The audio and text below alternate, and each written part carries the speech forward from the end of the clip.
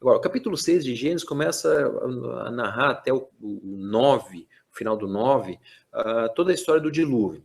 Vamos falar rapidamente, eu infelizmente não vou ter tempo de me pormenorizar nos casos aqui do dilúvio, é um estudo que eu preparo, eu tenho preparado aqui para dar só esse estudo aqui, são 6, 7 aulas só sobre isso daqui. Eu vou dar um vislumbre rápido para mostrar uma das questões. Bom, o grande problema que as pessoas têm, principalmente hoje em dia, é aquela história de que a Bíblia é cheia de contos de fada. E uma das coisas que se fala muito é a relação ao dilúvio. O dilúvio não aconteceu, o dilúvio foi uma história inventada para se contar em escola dominical para criança. O dilúvio é apenas uma ficção, ou uma boa história moral.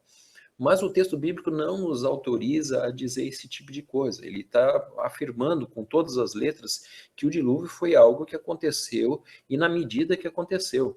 Em que sentido que eu estou falando isso? Estou falando num sentido muito específico mesmo, que é a questão da universalidade desse dilúvio, né? Então, nós vamos falar agora sobre esse assunto que é bem específico e que vai tomar algum tempo aqui de nós. Tá? Então vamos lá, falar sobre o dilúvio. Vamos tocar o barco para frente. O dilúvio, ele encontra na mitologia um aliado muito grande. Mitologia é o estudo dos mitos, né? Mas mito no sentido não de uma historinha inventada, de uma coisa para criança, ou apenas para se fazer em filmes, mas a mitologia no sentido de que conta um fato que ocorreu na antiguidade, mas conta da forma como os povos entendiam, né? Eles não vão estar usando uma linguagem moderna, não vão estar usando, no caso, uma linguagem científica, porque esse não era o objetivo. Então, como os povos contavam as suas histórias? É isso que nós chamamos de mitologia. Então, a mitologia são histórias a respeito de um passado, são romanceadas, são às vezes exageradas, mas se sabe hoje que as histórias mitológicas elas têm um fundo de verdade, elas têm um fundo histórico, eu diria. Essa é a melhor palavra. Então, por isso que se diz que a mitologia é a chave para o passado, né? Conhecer um pouco da mitologia é conhecer o passado. Bom, quando nós começamos a estudar essa mitologia, né, nós começamos a perceber coisas interessantíssimas. Existem aqui 2 citações de Graham Hancock, um livro dele chamadas Digitais dos Deuses, que me chamou muita atenção. Ele diz o seguinte: quase em todas as culturas do mundo existem lendas sobre o dilúvio que são impressionantemente parecidas uma com as outras. Então, em quase todas as culturas antigas, nós temos essas lendas, esses mitos, falando sobre um dilúvio, e elas são muito parecidas uma com as outras. E ele ainda cita o seguinte: ao todo no mundo, tais lendas sobre o dilúvio são conhecidas mais de 500.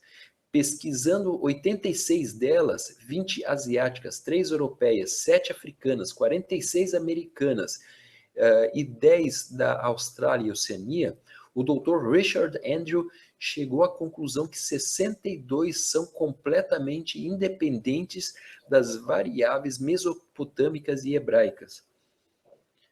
A força disso está exatamente nos números.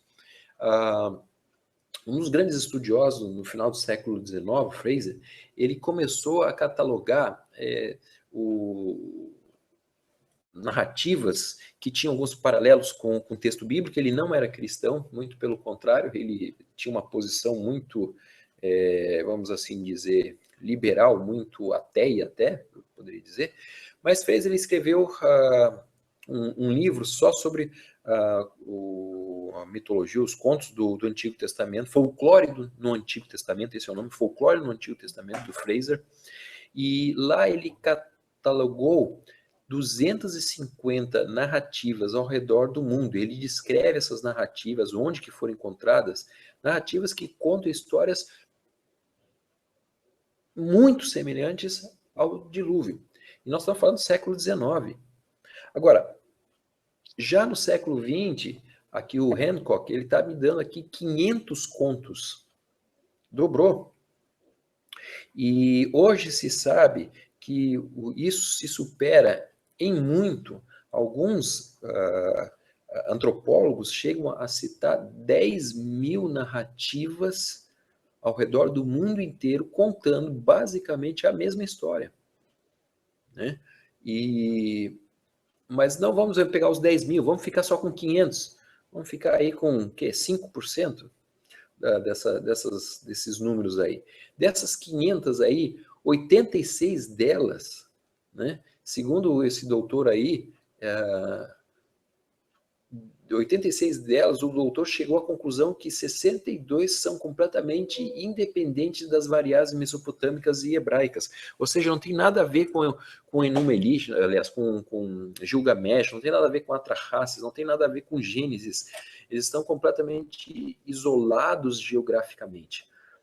Isso é importante porque, por exemplo, se um conto, se uma lenda, um mito, ele é narrado por um povo, e o povo vizinho é conquistado por esse primeiro povo, a tendência, às vezes, é das lendas, da religião se mesclarem, haver uma simbiose, haver uma mescla mesmo das religiões, um sincretismo, né?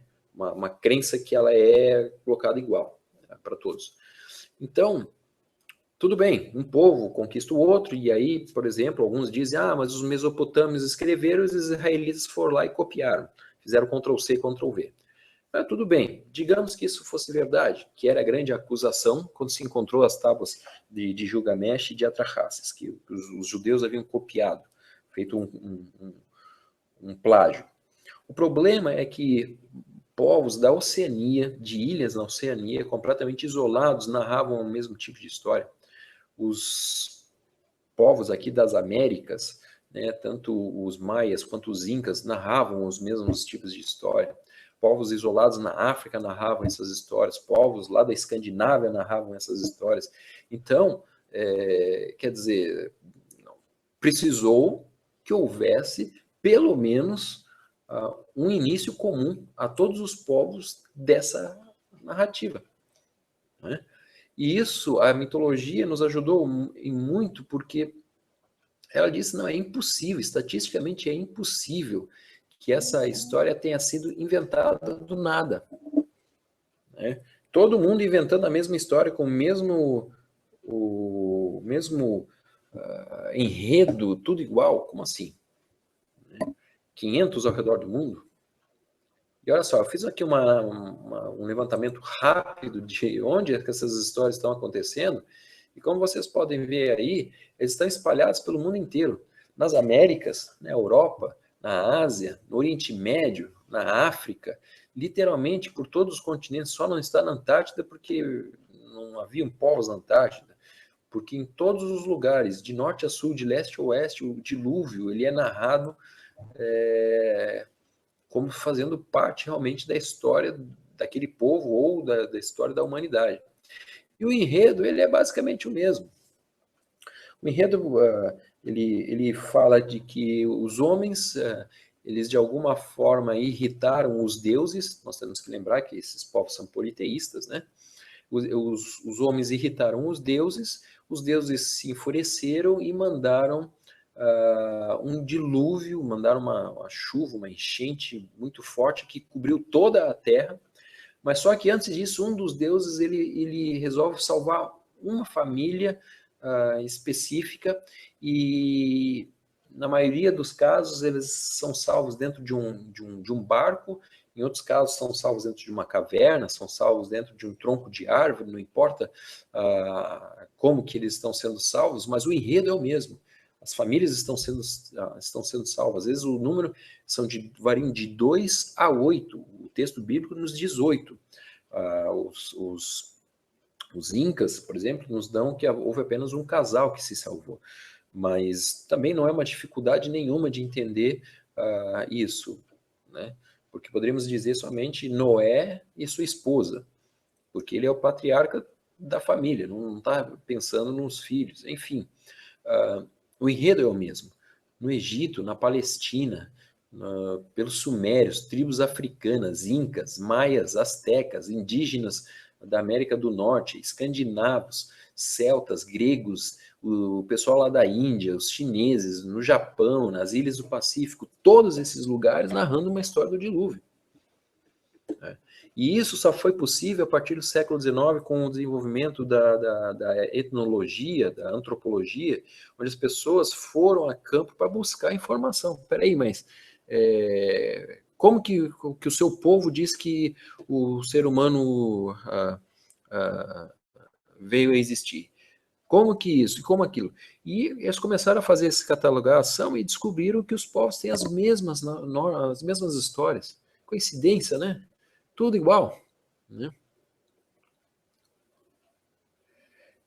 Temos uma pergunta aqui do Ivaldo. Como poderemos diferenciar o dilúvio descrito da Bíblia da questão científica, teoria revolucionista, considerando o ponto de vista arqueológico? Vez que há sinais evidentes que suportam os dois posicionamentos. Aí é que está o ponto, nós vamos chegar aí.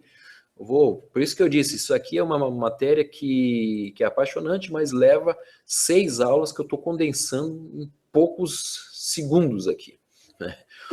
Tá? Então, todas essas narrativas estão sendo encontradas através não tanto da arqueologia, que eu estou falando aqui, mas mais da área da antropologia, mas são ciências irmãs. Estou tentando achar agora aqui o House, ok. Então vamos ver aqui, quais são os traços em comum, talvez não vai dar para ver direito, porque a cor não ficou legal, mas eu vou ler para vocês, né? Quais são os traços em comum todas essas narrativas? Por exemplo,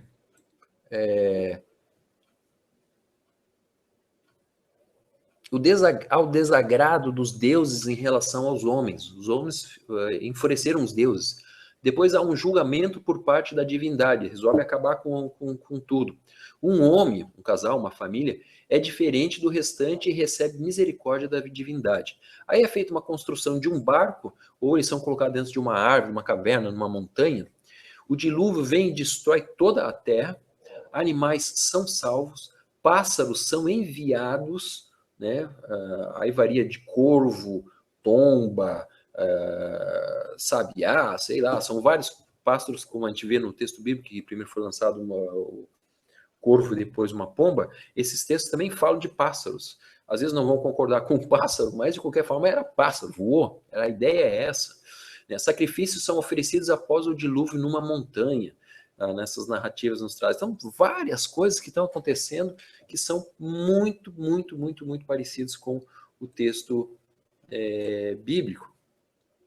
Quais são as conclusões que eu posso chegar com esses dados? E daqui a pouco eu vou entrar na questão aí do Ivaldo, né? A conclusão é que tem muita coincidência. Muita coincidência. 500 narrativas iguais, talvez chegar a 10.000 narrativas iguais. Gente, é muita coincidência, todos os povos estão falando basicamente a mesma coisa. Claro que existem diferenças nos textos e nos detalhes, mas a narrativa é igual. Uma catástrofe de tamanha proporção deve invariavelmente deixar marcas profundas nas pessoas. E é isso que aconteceu, elas narram aquilo que elas viram, né? Outra questão é que as histórias se adaptam ao ambiente onde estão sendo narradas. Por exemplo, lá no caso de algumas lendas que são narradas por povos que estão nos Andes, eles vão dizer que as pessoas foram salvas subindo, o casal esse, subindo a montanha mais alta que havia lá na região. É lógico, por quê? Porque é uma região montanhosa, né? Outras que eu vivo em região de floresta vão dizer que foi dentro de uma árvore, outros vão dizer isso, aquilo, aquele outro, mas a questão é que o ponto é igual.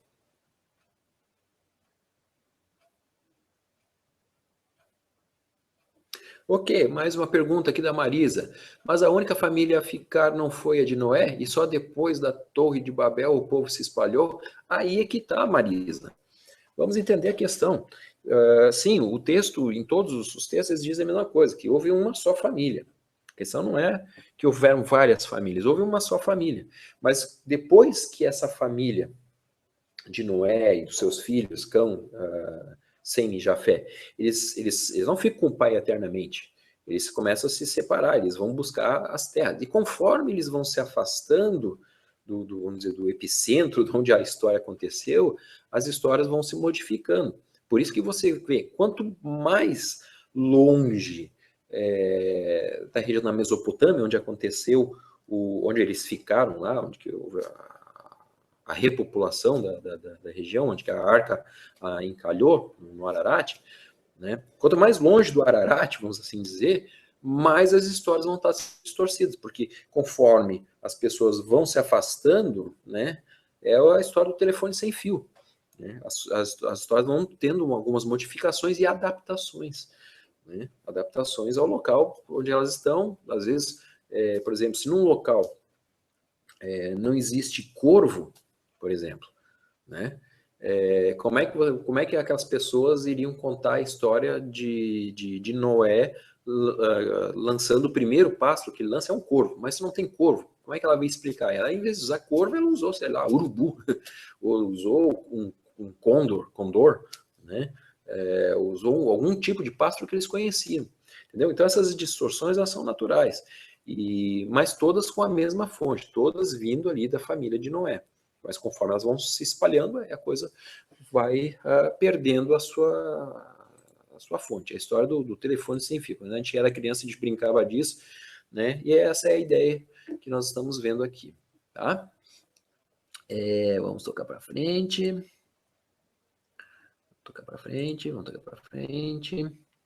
Então, são essas conclusões. A mitologia nos dá a entender de que houve, sim, uma história, e conforme essa história for sendo contada para frente, ela vai se distorcendo. Por isso nós temos essas várias variantes, né, de história, e cada local vai reproduzir uma história que aconteceu muitos anos atrás. Você imagina quantos anos passaram até essa história poder ser registrada. Né?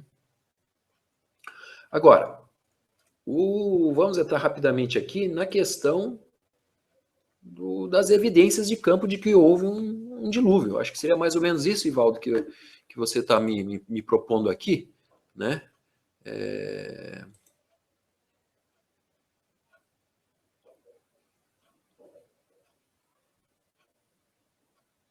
Não, voltando aqui a uma pergunta da Marisa. Marisa pergunta, então, como afirmar que o dilúvio foi universal? Não pode ter acontecido somente em uma região, a de Noé? Não, não pode ter acontecido numa região só, porque o texto bíblico diz que toda a terra foi coberta, tá? Que não sobrou um ser humano, a não ser os que estão dentro da arca. Os outros textos das outras mitologias dizem a mesma coisa, um casal só sobrou, e toda a terra foi coberta de água. E aí começa a se perguntar, né? As pessoas começam a se perguntar, mas todo mundo está falando a mesma coisa? Então tá. Então, fica... só um pouquinho aqui. Fica a questão, ou todo mundo está mentindo, né, exagerando, ou nós realmente temos aqui uma descrição universal. Mas eu vou dar para vocês as evidências de que foi universal. Porque se ele fosse somente local, nós teríamos alguns problemas exegéticos e hermenêuticos aqui. Tá? Mas eu quero falar para vocês sobre as evidências de campo de que esse dilúvio ele foi universal. Tá? E eu vou dar uma explicação rápida aqui sobre isso. Então, primeira coisa, nós temos a questão das hidroplacas. A teoria das hidroplacas, ela explica como que o dilúvio aconteceu, cientificamente, como que isso aconteceu. tá? Nós vamos falar sobre camadas geológicas, nós vamos falar sobre datação do dilúvio, datação por carbono 14 e outras evidências mais que nós temos de que o dilúvio tenha sido universal.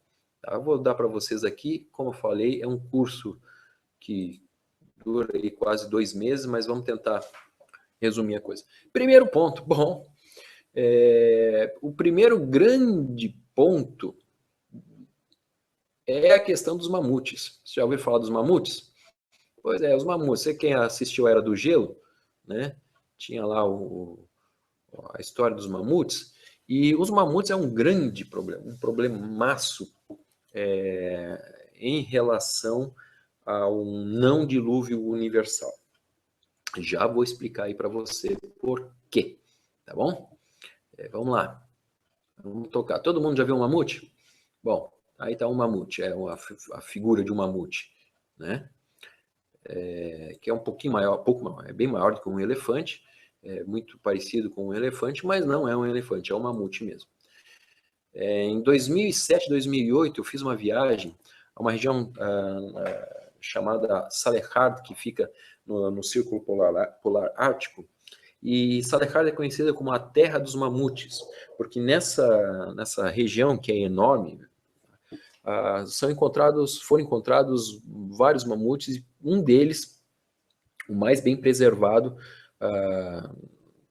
encontrado até hoje, que é esse daqui, que é o mamute, é um filhote de mamute chamado Liuba, né, que foi encontrado há poucos anos atrás, foi retirado do gelo por um menino, né, e esse filhote, ele foi encontrado como está aí, totalmente, ele está inteiro, né, congelado, lógico, mas está inteiro, tá? E, bom, lá em Salekhard, nessa cidade que eu fui, tem um museu onde que tava, o Liuba estava exposto, e quando eu estive lá não estava, o Liuba já tinha sido levado para o Japão para fazer algumas análises lá, e eu fiquei sem o Liuba. Mas aí tem os ossos de mamute, que são encontrados em abundância lá na região. Tá? Então os mamutes, eles são um grande enigma. Aqui, ó, vou mostrar para vocês aí um pouquinho de excursão, né, que é a entrada da cidade de Salekhard. Bem na entrada a gente tem não sei se vocês conseguem perceber aí, um mamute, né? É o símbolo da cidade na entrada da cidade de Salekhard. A questão dos mamutes, ela é séria, sabe por quê? Por quê? Porque os mamutes são um grande problema dentro da ciência. Por que eles são um grande problema? Nós vamos ver agora. Você sabia que os mamutes, eles são encontrados na grande maioria na região norte do nosso planeta, além do Círculo Polar Ártico, principalmente ali na região da Sibéria. Estou tentando aqui, ó, né, na região da Sibéria. Tá, não sei se vai dar para ver direitinho para vocês, mas ó, tem ali a linha do o Círculo Ártico, né, Círculo Polar Ártico, temos o Alasca, que é nos Estados Unidos, e do outro lado aqui nós temos mais ou menos por aqui. E aqui para cima é a região da Sibéria, e esses pontinhos aí vermelhos são regiões onde são encontrados cemitérios de mamutes, ossos de mamutes, e não poucos mamutes, muitos mamutes são encontrados nessa região. Eles eram caçados, as carcaças eram caçadas por causa do marfim, porque era muito precioso o marfim, então as pessoas começaram, na época do Império Russo, a buscar esse marfim para poder vender, porque era muito, muito valioso. Então começou a se encontrar vários mamutes, não inteiros como o Liuba, apenas só os ossos, né, a ossada deles. E se crê que os mamutes, eles têm se extinguido lá na última era glacial, né, na última era do gelo, Tá? Isso ocorreu por volta aí de 12 mil, 13 mil anos atrás, essa era do gelo. Segundo a teoria da era segundo a teoria da era do gelo, teria acontecido 12 mil anos atrás. O grande problema dessa teoria é o seguinte: foram encontrados mamutes inteiros congelados, né? Tá? Deixa eu ver aqui.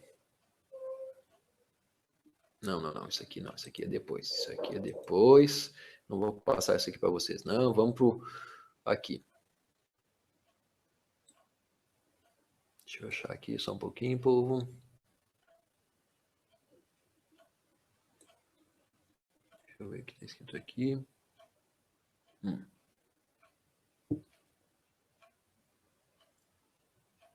Deixa eu falar aqui então. Depois a gente vai para o texto. Tá? Foram encontrados mamutes com o globo ocular intacto. São encontrados mamutes com relva. Foram encontrados mamutes antigamente, algumas décadas atrás, com relva nos estômagos, ou seja, eles eram vegetarianos, tá? Então, com relva no estômago, relva na boca, né? De plantas que não existem hoje na Sibéria, inexistentes na Sibéria. E além do que, recentemente, eu acho que 3 anos atrás, foi encontrado um mamute com sangue fresco, que é o que a gente vai ver o vídeo agora. E foram encontrados mamutes inteiros, sem decomposição. Milhares de exemplares numa ilha pequena na Rússia. A gente vai ver a foto depois. Tá? Então, o que acontece? Vamos tentar explicar aqui para vocês essa questão. A teoria diz que os mamutes eles morreram na última era glacial, certo? Agora, existem milhares e milhares, milhões e milhões de mamutes supostamente nessa era glacial. Só que o grande problema é isso que eu falei para vocês. Os mamutes teriam se extinguido nessa era glacial, nessa época, por causa do frio. Só que como que você tem mamutes encontrados com relva no estômago e na boca, e eles congelados? Para que isso acontecesse, para que um animal seja encontrado com alimento dentro da boca ou dentro do estômago, ele precisa ter sido morto rapidamente, certo? Porque se ele tivesse tempo de estar comendo e passar algum tempo até que ele morresse congelado, certo? Fosse coberto por neve, o alimento teria se decomposto no estômago e na boca. Então, o que acontece é que esses animais, obviamente, eles foram mortos instantaneamente. Não deu tempo sequer para o que estava na boca descer para o estômago. Eles morreram, eles foram soterrados por quantidades enormes de gelo e de neve. Quase que instantaneamente. Quase que não, foi totalmente instantaneamente, porque o mamute está lá no campo, né, comendo a sua relva, começa a nevar, começa a cair gelo, começa a cair mais neve, mais neve, mais neve, e em questão de poucos minutos, né, aqueles mamutes foram soterrados por neve. E ali permaneceram congelados até o dia de hoje. Certo? E mais, eles são congelados com tamanha rapidez que sequer foi possível os bichos entrarem em decomposição. Né? O globo ocular, que é uma das primeiras coisas que se deteriora, estava inteiro em alguns desses mamutes. Outros mamutes, eles têm como esse daqui que vocês estão vendo na foto aí, eles estão com o sangue. A reportagem que eu vou colocar aqui para vocês agora é uma reportagem que está em inglês, espero que vocês não briguem comigo, mas vocês vão ver o que vai aparecer aí nessa reportagem. The long extinct beast. We have put the sample into the freezer and it didn't freeze at -17°C like we expected. Studying the blood is going to be very... The body of a mammoth. Aqui, vamos começar aqui. Vamos começar agora aqui. The body of a mammoth, thought to be more than 10,000 years old, has been found in the Siberian frost. The meat looks quite fresh. It's reddish in color in some parts, but I can't say it smells fresh. Scientists have never found blood so well preserved. It gives them hope that one day they might even be able to clone the long extinct beast. We have put the sample into the freezer and it didn't freeze at -17°C like we expected. Studying the blood is going to be very exciting. Attempts to clone mammoths have been happening since the 1990s. Não sei se vocês pegaram bem, mas basicamente o que ele está dizendo é o seguinte: encontraram esse mamute ali e ele está absolutamente novo. Vocês viram ali ele pegando e cortando a carne como se fosse num açougue. A carne ela está fresca, né? Claro, ela está congelada durante milhares de anos, né? E ela está fresca. E o mais impressionante de tudo é que eles encontraram o quê? Encontraram sangue em estado líquido. Ele não está coagulado, aquele sangue está lá, vivo, né? Então, a grande pergunta que se faz é, mas o que aconteceu com esses mamutes? Por que eles foram congelados, então, instantaneamente, não como diz a teoria da Era do Gelo? Na verdade, para já abrir para vocês, a teoria da Era do Gelo, ela é uma tentativa de meios acadêmicos, vamos assim dizer, antirreligiosos, de explicar fenômenos que eram antes tidos como fenômenos que comprovavam o dilúvio. Então, a Era do Gelo nada mais é do que a tentativa das academias dominadas por pessoas anti-religião, né, ateus, para descreditar o fenômeno do dilúvio universal. Por que nós falamos que ele é universal? Se vocês olharem ali, vocês vão perceber que esses mamutes estavam com vegetação que não era da região. Se vocês forem pesquisar mais a fundo, vocês vão ver que junto com esses mamutes foram encontrados inúmeros outros animais que são de clima quente. Tá? Animais de clima quente, como rinoceronte, por exemplo. Rinoceronte não é animal de clima frio, absolutamente. Ele vive dentro de rios em lugares quentes, como, por exemplo, o Egito hoje. Hoje não, porque eles acabaram com os rinocerontes. Os rinocerontes, não, os hipopótamos, desculpem, não é rinoceronte, hipopótamos, né? E esses hipopótamos são encontrados lá na região do Círculo Polar Ártico. O que eles estavam fazendo lá? E junto com esses mamutes são encontrados, além disso, uma fauna completa de animais que vivem somente em clima quente. Tá? Então, por causa disso, nós podemos ver algumas citações, por exemplo, de Velikovsky, no seu livro A Terra em Ebulição, diz o seguinte: tão enorme era a quantidade de restos mortais de mamutes que parecia que a ilha, em verdade, era composta de ossos e presas de elefantes, aglutinados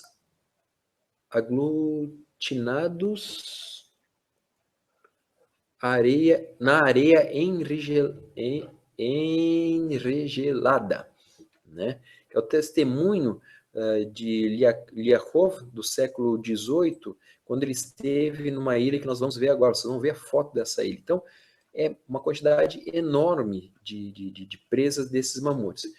Nikolai Vereshchagin, é mais fácil se estivesse em russo. Nikolai Vereshchagin, presidente da Academia Russa de Ciências e do Comitê para o Estudo dos Mamutes, estima que mais de 500 mil de toneladas de presas de mamute foram enterradas ao longo de um trecho de 600 quilômetros da costa do Ártico. Uma presa típica pesa 100 quilos. Isso implica que cerca de 5 milhões de mamutes viveram nessa pequena região de 600 quilômetros de extensão, né? Então, 5 milhões de mamutes foram encontrados nessa região. Como assim? Todos eles morreram de frio? Morreram durante os 1000 anos da era glacial, como diz a teoria aí da era do gelo, porque a era glacial durou quase 2000 anos. Então o mamute estava lá comendo, né, a sua relvazinha direitinho, bonitinho, aí começou a nevar, ele ficou lá e durante 200 anos levou para ele ser encoberto pela neve. É isso? É complicado, né? Vocês podem perceber que a situação ficou difícil para sustentar. Agora eu quero mostrar aqui para vocês, né, a ilha, algumas ilhas encontradas lá no norte. Por exemplo, eu não tenho aqui a como é que é? Dos mamutes. Talvez, outro testemunho muito forte é esse daqui, ó. Há enormes florestas petrificadas na vastidão desolada do gelo polar. Essas florestas eram visíveis a dezenas de quilômetros de distância. Os troncos das árvores nessas ruínas de florestas antigas apresentavam-se, ora de pé, ora deitadas, enterradas horizontalmente no solo congelado. A extensão era muito grande. Henderson escreve: no litoral sul da Nova Sibéria encontram-se as extraordinárias colinas de madeiras, montes de troncos, que têm 55 metros de altura. Vou perguntar para vocês já estiveram na região da Sibéria, na região polar? Bom, eu estive lá e basicamente a região polar não existe absolutamente nenhuma árvore. O máximo que existe lá são pequenos arbustos, porque não cresce árvores lá. E aí eu mostro para vocês aí a floresta fossilizada no rio Colima, que já é dentro do Círculo Polar Ártico, na saída para o Oceano Ártico. E vocês podem ver que existe aqui muitas e muitas árvores fossilizadas, ou seja, não são árvores que vieram do rio há pouco tempo, elas já são fósseis, estão lá há muitos milhares de anos. Tá? E tem aqui uma outra citação: no topo das colinas, os troncos se apoiavam uns nos outros na maior desordem, como se tivessem sido atiradas com grande violência e formado um monte. Certo? Quero mostrar mais para vocês. Acho que a gente vai ficar aqui só falando blá blá blá. Não, olha aí, ó, aquela floresta fossilizada nas ilhas Liakov. Você pode ver que as árvores elas estão em estado caótico. Não existe, é uma ilha, fica no meio do Oceano Ártico, não existe floresta por perto, não existe rio que vai desaguar essa madeira lá naquela região. Só existe uma possibilidade dessas árvores terem chegado naquela região, através de uma tsunami de proporções inacreditáveis. Então, toda essa fossilização, toda essa madeira só pode ter sido levado para a região do Ártico através de uma tsunami de proporções extraordinárias. No extremo norte da Europa, a Ásia e a América do Norte foram encontrados ossos de muitos outros animais, juntamente com os de mamutes. Uma lista parcial inclui tigre, antílopes, camelos, cavalos, camelo. Vocês já viram camelo andando pelo Círculo Polar Ártico? Pois é. Cavalos, renas, castores gigantes, raposas, bisões gigantes, bois gigantes, ovelhas, burros, texugos, ibises, rinocerontes, linces, leopardos, lobos, leões, alces, lobos gigantes, esquilos, hienas, ursos e muitos tipos de aves, muitos amigos e inimigos, bem como jovens e idosos, são encontrados juntos. Os carnívoros estão por vezes enterrados com herbívoros. Foram suas mortes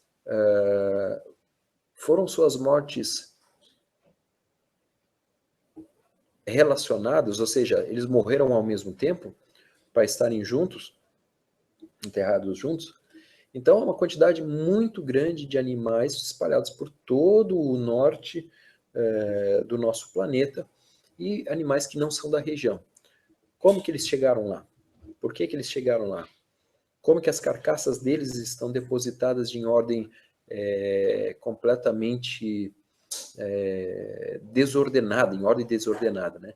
Completamente desordenado as suas carcaças. Como que eles estão juntos? Existem relatos em cavernas que foram encontrados inúmeros animais, todos juntos, e são animais de uma sequência da cadeia alimentar, e nenhum dos ossos está ruído, ou seja, eles morreram todos juntos dentro da caverna, por água, né? Então, tudo isso nos leva a crer que algum fenômeno de proporções mundiais para levar camelo, rinoceronte e esses animais até o Polo Norte, houve um fenômeno de ordem global que varreu essa nossa crosta terrestre aí, certo? Agora, existe o problema também das pedras errantes.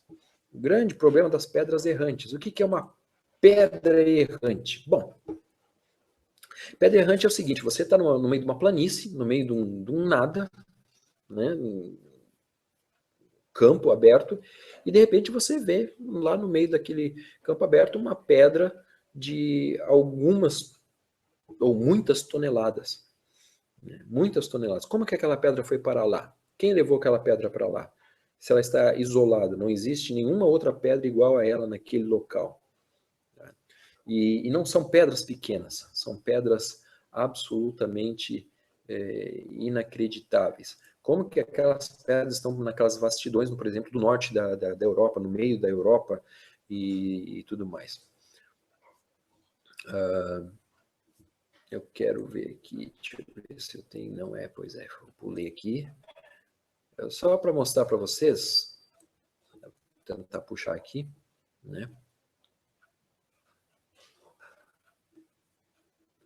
Por exemplo, essa pedrinha aqui, essa criança aqui, ó, encontrada nos Estados Unidos, em New Hampshire, Estados Unidos, ela pesa 10 mil toneladas. 10 mil toneladas essa pedra. Tá? Quem levou essa pedra para lá? Você pode ver que ela está no meio do nada. Ela é considerada uma pedra errante. Os geólogos chamam isso de pedras errantes. Elas estão no meio do nada. Não deveriam estar lá. 10 mil toneladas. Tenta levantar uma tonelada.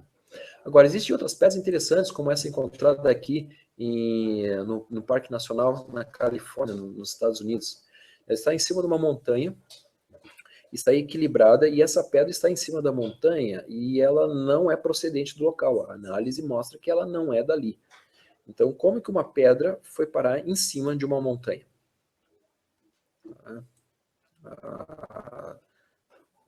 Não existe explicação, nem os próprios evolucionistas, ninguém tem uma explicação para essas pedras errantes. A explicação mais fácil, mais perto que eles têm, é do deslocamento de gelo, que o gelo, por causa do gelo, essas pedras eram empurradas, conforme o gelo ia avançando, as pedras elas eram empurradas, e depois o desgelo ocorreu e as pedras ficaram onde que elas se encontravam no último momento. Bom, isso tem que ter uma imaginação muito grande para o gelo conseguir carregar aquela pedra de 10 mil toneladas, mas digamos que isso aconteceu. Né? É complicado você defender uma coisa que não é observável hoje em dia. É muito mais natural imaginar que uma tsunami, que uma onda, que água violenta tenha levado essa pedra para esse local. É muito mais lógico isso. certo? Então, agora, a teoria da Era do Gelo está baseada em cima dessas pedras errantes, porque eles disseram que, bom, para essas pedras estarem aqui, a única coisa que pode ter trazido foi o gelo glacial, porque eles não podem dizer que foi água, né? Então, um gelo glacial. Para que essas pedras viessem parar aqui no meio, nós precisamos que esse gelo glacial atinja toda a região até onde essa pedra está. O problema é que às vezes essas pedras estão em cima dos Alpes, essas pedras estão no meio de uma planície dentro do continente europeu, e essas pedras teriam vindo de regiões muito, muito distantes, milhares de quilômetros do local. Complicado, e não existe na prática uma resposta para isso. Tá? Bom, esse Horace Benedict de Saussure, como é que se diz isso? Importante naturalista suíço no fim do século XIX, explica a presença de pedras que antes pertenciam aos Alpes e que agora se encontram nas montanhas do Jura, a oeste dos Alpes. É assim também que ele explica os restos marinhos existentes nos altos dos Alpes e a areia, o cascalho e a argila que enchem os vales alpinos e as planícies para além das montanhas. Então você tem areia de mar no meio dos Alpes. Como é que você encontra areia no meio dos Alpes? Me diz. Como é que você encontra restos de animais marinhos em cima das montanhas como os Alpes? A não ser que esse nosso planeta tenha sido coberto por água. Esse é o ponto. A arqueologia, em certo sentido, tem mostrado que as coisas não são tão simples quanto parece. Não foi uma coisa local, porque se nós temos pedras, animais marinhos sendo encontrados em cima dos Alpes, você tem um problema muito grande aqui. E digo mais, tenho muito mais a que dizer, não é só nos Alpes que foram encontrados. Deixa eu ver aqui. Bom, vocês podem ir lá depois ali, eu já estou com o tempo estourando aqui, a gente vai daqui a pouco acabar. Bom, basicamente é o seguinte, se vocês olharem ali, as cavernas, elas também são encontradas inúmeros animais lá dentro em ordem completamente numa caverna 25 metros acima do vale, sob um piso de estalagmites, o fulano de tal encontrou dentes e ossos de elefantes, rinocerontes, hipopótamos, cavalos, veados, tigres, cujos dentes eram maiores do que os do maior leão ou tigre de Bengala, ursos, lobos, hienas, blá, blá, blá, todos esses aí, né? Todos esses animais. Muitos daqueles animais haviam morrido antes de formada a primeira dentição. Ou seja, são animais novos, animais velhos, todos os tipos de animais encontrados nessa caverna. O que eles estavam fazendo lá? Será que eles não estavam fugindo de alguma coisa? Porque animais pressentem, né? A aproximação de catástrofes. Eu vou dar um intervalo aqui para vocês, uns 10 minutinhos, mas só para acabar aqui o raciocínio, tá? Opa, não, vamos voltar aqui antes de entrar na Pangeia. Vamos falar aqui sobre peixes, conchas e montanhas, tá? Então, olha só, alguém conhece essa foto aqui? Sabe que foto é essa daqui? Esse daqui é o famoso Pico Everest, com seus 8.960 e poucos metros, quase 9.000 metros de altitude, né, de altura acima do nível do mar. Nós estamos falando 9 quilômetros em linha reta para cima da linha do mar. Tá? Mas sabe o que foi encontrado lá em cima? Lá em cima foram encontrados aqui, ó, Monte Everest. Opa, errei um pouquinho aqui, ó, 8.847 metros de altitude, tem seus picos eternamente cobertos de neve, e para lá não voa nem a águia, nem qualquer outro pássaro, tá? Lá não existe bicho que vai até lá. No entanto, cientistas no século XIX descobriram que, até o ponto onde escalaram, as rochas continham esqueletos de animais marinhos, peixes do oceano e conchas de moluscos. No Everest. O que os peixes estão fazendo lá em cima? Foram tirar férias, foram fazer alpinismo no Monte Everest e foram subterrados pela neve? Esse é um ponto muito estranho de como esses peixes foram parar lá em cima. Tá?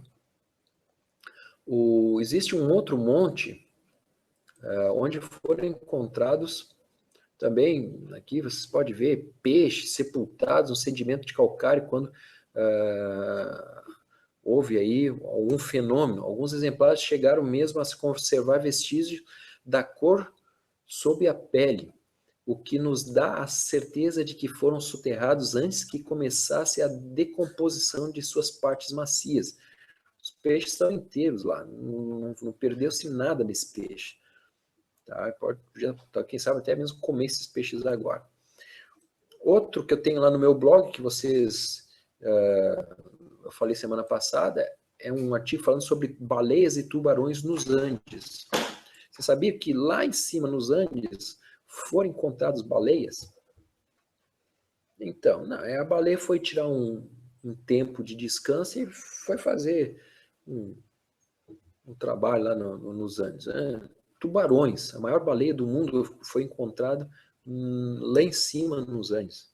Então, tudo isso leva a crer que um fenômeno global atingiu esse nosso planeta e acabou destruindo praticamente toda a fauna que existia, conforme diz o texto bíblico, à exceção daqueles que foram salvos dentro de uma arca. Bom, eu estou dando aqui para vocês, né, exemplos claros das ciências que foram registrados e tudo isso mostrando que o fenômeno de um dilúvio não foi local. Porque se esses esqueletos estão no Polo Norte, se esses esqueletos estão nos altos das montanhas, é complicado isso ter acontecido somente na Mesopotâmia. Tá? Uma das justificativas que dizem é o seguinte, bom, é que o nível, quando não existia ainda, milhões e milhões de anos atrás, não existia o Everest, não existia os Alpes e os Andes, isso tudo era um oceano. Aí, ao longo de milhares e milhares e milhões de anos, o chão foi subindo, subindo e chegou até hoje a 9.000 metros. E aí, nisso daí, conforme foi subindo bem lento a coisa, então os bichos ficavam encalhados lá e tudo mais. Só que tem um problema muito grande, e a decomposição. E a decomposição que deveria ter ocorrido em alguns animais que são encontrados vivos, mortos, lógico que são mortos, mas com sinais de que foram subterrados momentaneamente. E não é um nem dois, são vários e vários exemplares, ou seja, algo muito estranho aconteceu nesse planeta e nós vamos ver daqui a 10 minutos, quando nós voltarmos no nosso tempo. Bom, ok? Vamos dar continuidade, então, ao nosso estudo. Passaram-se aí nossos minutinhos de intervalo, espero que todo mundo tenha tido a oportunidade de fazer suas tarefas, né, que precisam ser feitas, e vamos continuar então com o nosso estudo. Basicamente é o seguinte, pessoal, nós vimos aqui que existem algumas coisas nesse mundo que precisam ser explicadas de uma maneira mais científica, de uma maneira muito mais convincente. E, basicamente, foram propostas... havia uma proposta que era uma proposta chamada catastrofismo, que apoiava a descrição do livro de Gênesis em relação ao dilúvio. Isso até o século XIX. A partir do século XIX se criou uma nova teoria, né, baseada em cima da teoria da evolução e tudo mais, uma teoria do uniformismo, ou seja, tudo foi do jeito que é hoje, sempre foi desde que existe vida sobre essa terra, praticamente tudo é do jeito que é. Que era, que é e que há de ser. Então, ou seja, uma coisa uniforme, nada, sem muitas mudanças, aquela vida bem tranquila, tudo igual. Não houve catástrofe nenhuma, não houve dilúvio nenhum, tudo sempre foi muito bem, tudo tranquilo nesse nosso planetinha lindo e maravilhoso. Isso contradizia completamente a teoria do catastrofismo, que basicamente fala de que o mundo passa por catástrofes, e uma delas foi o dilúvio descrito na Bíblia e em outras 10 mil lendas ao redor do mundo, só 10 mil lendas, mas de qualquer forma, isso é irrelevante para muita gente. Bom, então, eu quero falar um pouquinho para vocês sobre uma teoria que foi lançada aí na década de 70, mais ou menos, tá, para combater uma outra teoria evolucionista. Até essa teoria evolucionista diz que o mundo ele é muito... todas as coisas sempre aconteceram de uma maneira muito devagar, tudo foi muito assim, tranquilo, né? Foram milhares, milhões e milhões e milhões de anos para que as coisas fossem acontecendo nesse nosso planeta. Por quê? Porque eles precisavam justificar uma evolução ao longo de milhões de anos. Essa é a verdade. Então, se desenvolveu todas as teorias em cima de milhões e milhões de anos. A chamada teoria das placas tectônicas, que você ouve toda hora falar quando tem um terremoto, das placas tectônicas e tudo mais, isso é apenas uma teoria. Tá? É uma teoria, e essa teoria basicamente é uma teoria evolucionista, que tenta dizer que essas placas estão lá, elas vão se movimentando, e ao longo de milhões de anos os nossos continentes estão se separando, né? Por quê? Porque eles perceberam que o nosso planeta tem algumas características interessantes. Todo mundo já deve ter percebido, uma vez que pegou um mapa aí, já deve ter percebido que o contorno da costa do Brasil, aqui, ó, se encaixa perfeitamente aqui na região da África. Tá? Então você vê, por exemplo, aqui o nosso Nordeste estaria por aqui, São Paulo estaria mais ou menos nessa região aqui, Rio Grande do Sul, Argentina, aqui a região das Guianas francesas, etc. Então, se nota que basicamente esses dois continentes já estiveram juntos alguma vez. Aí a teoria a evolucionista diz que estiveram juntas num lugar chamado Pangeia e que ao longo de milhares de milhões e milhões de anos elas vêm se separando, 1 centímetro a cada 100 anos e etc. e tal. Bom, muito interessante essa teoria, só que um outro cara chegou e disse o seguinte, não, existe uma outra explicação para isso, uma explicação bem mais rápida para essa separação. Tá? O capítulo Gênesis, capítulo 1, versículo 9 e 10, fala a respeito da terra. Eu vou estar procurando agora aqui, de rapidão, aqui no meu celular, porque eu não peguei a Bíblia no intervalo, que era para ter pego.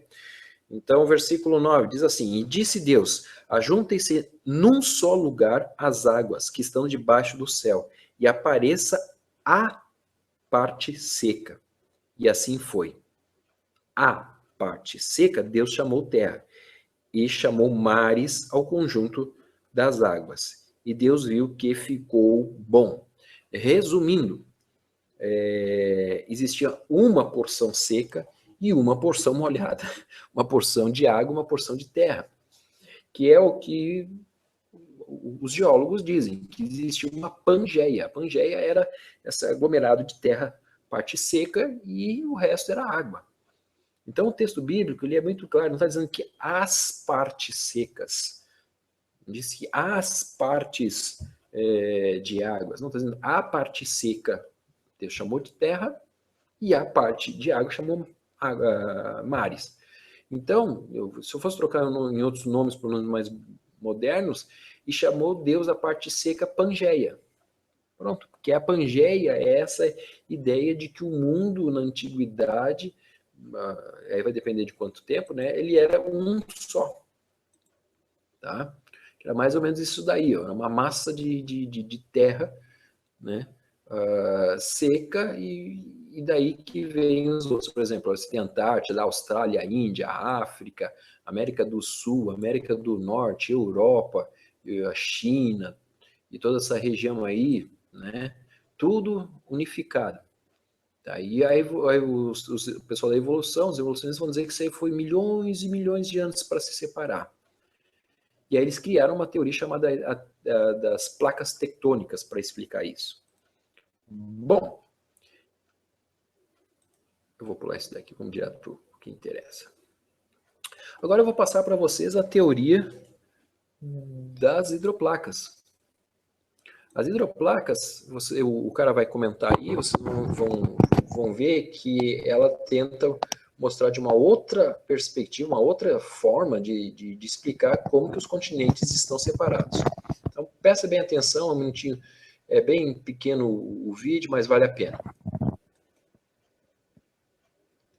Originalmente produzida para a televisão, esta série, procuramos o diretor aposentado de um dos principais laboratórios de pesquisa e desenvolvimento do Departamento de Defesa, o Dr. Walter Brown. Podemos ver em nosso planeta 17 aspectos muito estranhos, que podem agora ser sistematicamente explicados como sendo o resultado do cataclismo de um dilúvio global, cujas águas irromperam de câmeras subterrâneas, com uma liberação de energia excedendo a explosão de 10 bilhões de bombas de hidrogênio. Essa explanação nos mostra quão rapidamente as maiores montanhas se formaram. Ela explica os depósitos de carvão e óleo e a rápida deriva dos continentes. No piso do oceano existem enormes valas e centenas de fendas e vulcões. Isso explica a formação de camadas e da maioria dos fósseis dos mamutes congelados, a assim chamada era glacial, e os maiores cânions, especialmente o Grand Canyon. A Terra pré-diluviana provavelmente tinha apenas um enorme supercontinente coberto com viçosa vegetação. Havia mares e rios principais. As montanhas eram menores que as de hoje, mas talvez com 2.700 metros de altura. De acordo com a teoria da hidroplaca, a Terra pré-diluviana possuía muita água subterrânea, cerca de metade do que tem agora em nossos oceanos. Essa água era contida em câmaras interconectadas, formando uma placa delgada esférica com cerca de 800 metros de espessura, talvez a 16 quilômetros abaixo da superfície da Terra. A crescente pressão da água subterrânea esticou a crosta, como um balão se estica quando a pressão de dentro aumenta. Falhas na crosta começaram com uma rachadura microscópica, que cresceu em ambas as direções a uns 5 quilômetros por segundo. A rachadura, seguindo o caminho de menor resistência, circundou o globo em aproximadamente 2 horas. À medida em que a rachadura correu, ao redor da Terra, a crosta superior de rocha se abriu como um rasgo em um tecido esticado. A água subterrânea estava sob extrema pressão devido ao peso dos 18 quilômetros de rocha se pressionando contra ela. Então a água explodiu violentamente para fora da ruptura. Ao longo da ruptura circundando o globo, fontes de água se projetaram supersonicamente a quase 32 quilômetros em direção à atmosfera.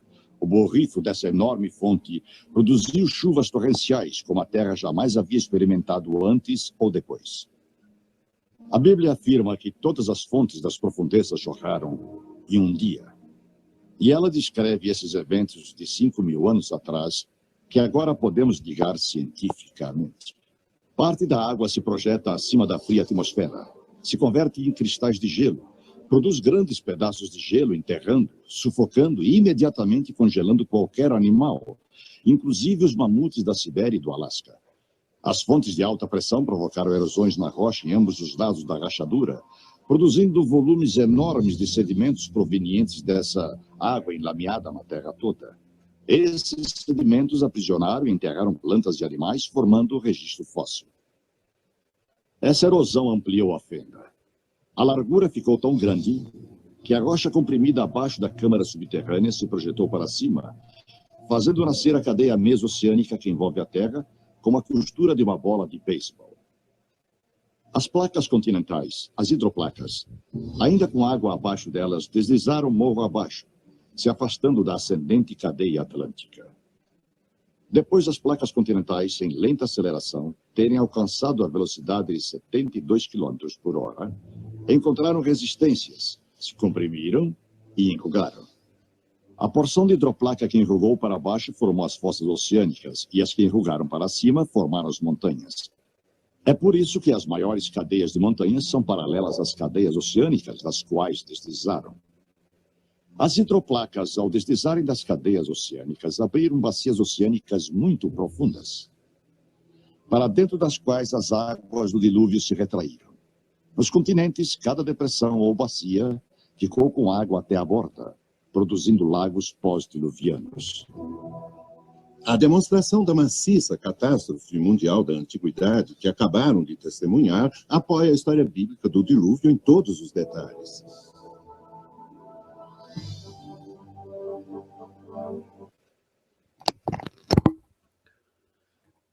Bom, alô, estamos aí ainda?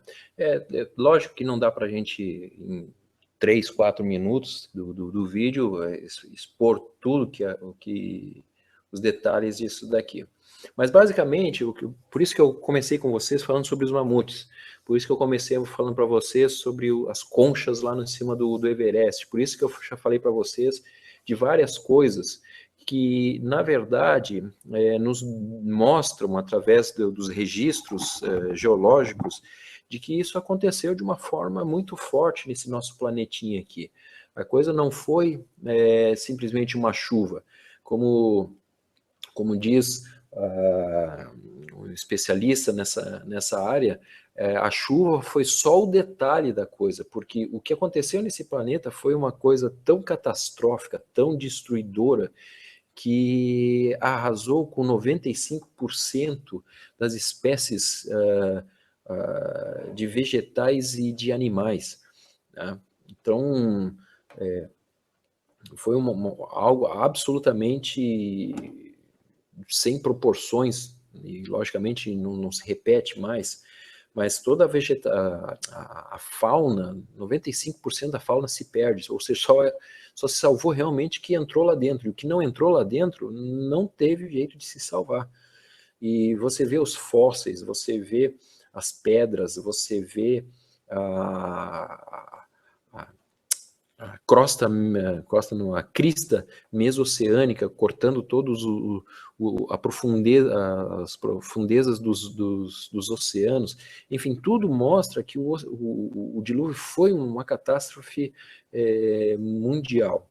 Tá? Então entenda, antes do dilúvio não existia um Everest, antes do dilúvio não existiam os Alpes são consequências disso. Eu poderia, talvez, na semana que vem, sei lá, tentar mostrar de uma forma no mapa. Se você pegar o mapa, você vai perceber isso que ele falou, né? Os Andes, eles estão paralelos à crista oceânica que está entre o Brasil e a África, né? Então, você vê do outro lado dos Andes, você vê sistemas de retenção, como se fossem os freios segurando a terra que está deslizando, né? E aí essa terra que está sendo freada do outro lado dos Andes, segurando a terra, vai fazendo com que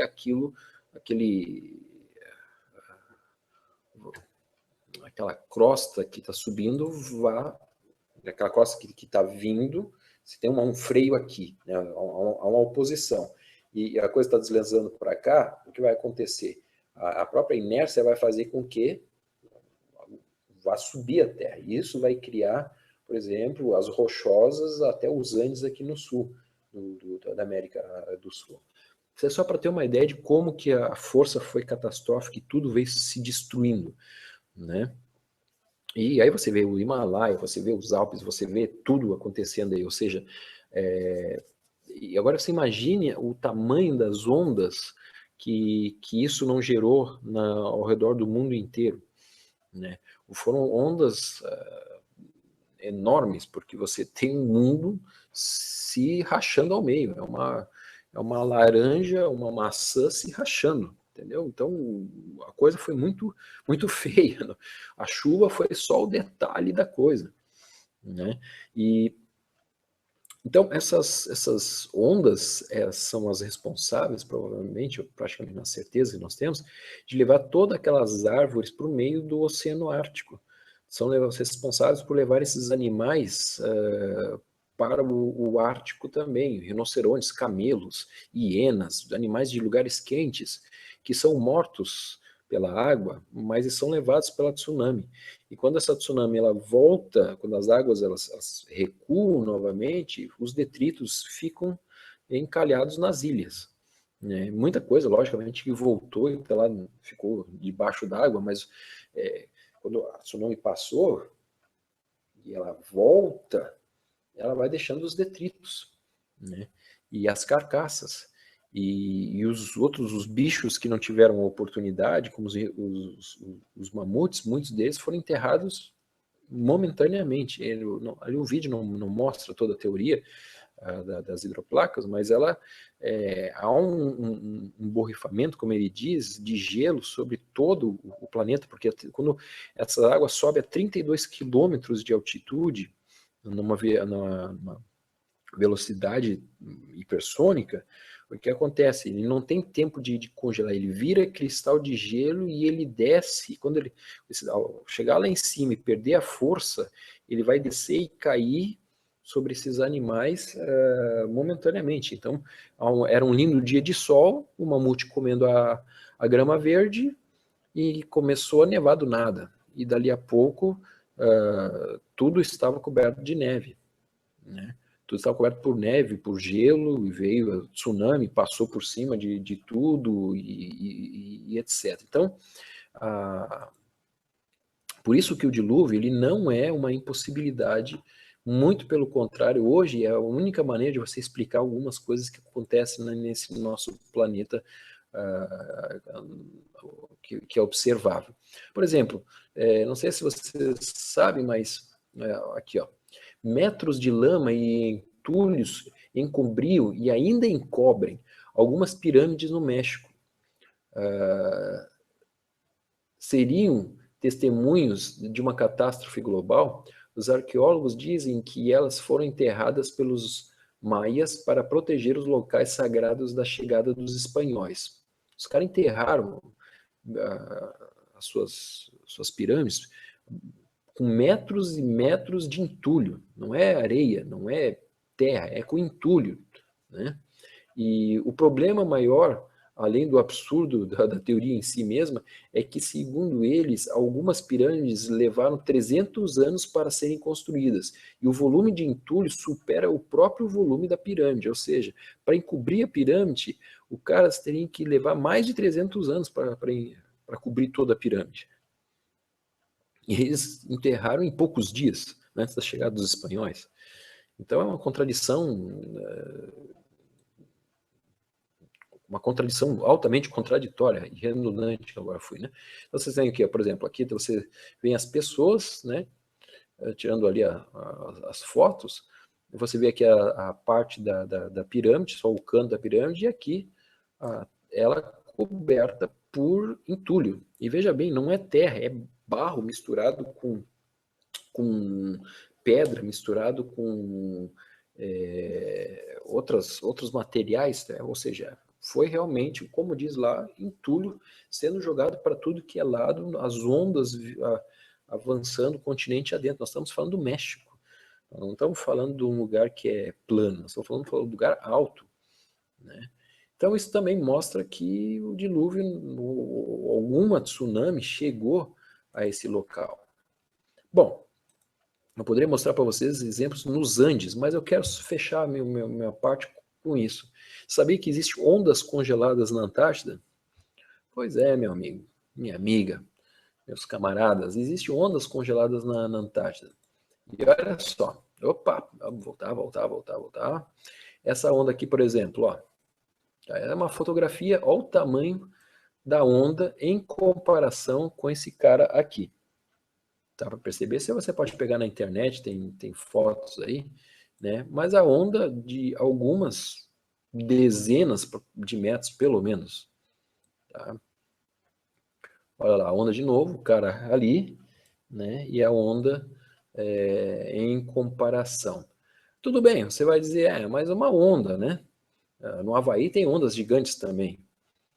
Tudo bem, tem ondas gigantes em vários lugares. Não dessa proporção, mas digamos que tenha. Agora, o detalhe é que essa foto foi tirada num lugar conhecido como Domestique, ou Domischarlie, que é uma região francesa da Antártida, e se localiza na Antártida numa altitude de 3.233 metros.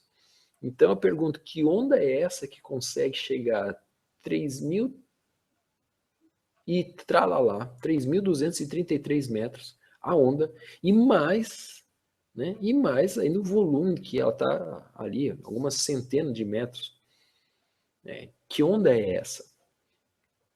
Mas a pergunta ainda fica mais crítica ainda, é como que uma onda chega na Antártida a essa altura? Qual é o volume de água que está sendo deslocado? E outra, como que uma onda congela? Uma onda daquele tamanho se congela. As temperaturas que essa água tinha que chegar. Né? Conclusão. A conclusão é que é uma formação natural ao longo de muito tempo, pois algo assim não poderia ser uma tsunami. Essa é a conclusão dos evolucionistas. Não, isso não pode acontecer, isso é uma formação natural, isso é gelo que foi se socando em cima do outro, mas o difícil é você explicar como que ela tem uma forma de uma onda quebrando. Então, uma massa de água que foi congelada instantaneamente no momento em que ela vai se quebrar, a 3.000 e tantos metros de altitude. Alguma coisa aconteceu. E nós vimos ali, né, no exemplo anterior, de que algo levou lá para o Ártico, ondas provavelmente levam para o Ártico uma grande quantidade de material orgânico, vegetal e animal. Por que não também na Antártida? A grande pergunta é, de onde veio essa onda que congelou a 3.000 e poucos metros de altitude? Existem evidências de que nos Andes nós também temos ondas.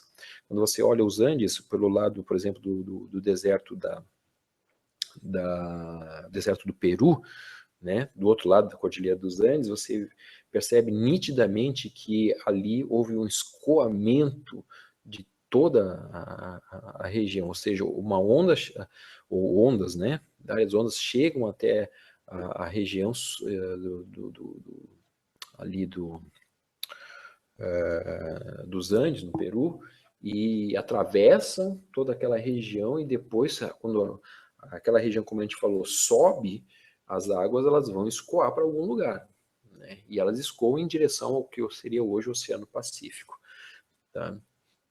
Então, é muito complicado hoje se defender a teoria das placas tectônicas, da era do gelo e todas as manobras que são feitas para tentar explicar o óbvio. Né? É muito óbvio. Outra coisa interessante, eu não vou entrar aqui no Grand Canyon, que não temos tempo, não vou falar nem tanto sobre o Monte Sainte-Hélène, nos Estados Unidos, mas eu quero chamar a atenção aqui para o mais contraditório de todos, que são as camadas geológicas. Segundo a teoria da evolução, essas camadas geológicas são colocadas ao longo de milhões de anos. Bom, nós temos aqui árvores que são fossilizadas com raízes e de cabeça para baixo, atravessando várias camadas geológicas. Ou seja, antigamente, segundo a teoria da evolução, pelo que dá para perceber aí, pelo que é visível, não é teoria, é um fato. A árvore está atravessando várias camadas geológicas, ou seja, essa camada tem essa árvore, pela lógica evolucionista, essa árvore ela tem milhões e milhões e milhões de anos de existência, porque ela cresceu conforme as camadas são depositadas, camadas de milhões de anos, ela vai crescendo conforme as camadas estão sendo colocadas.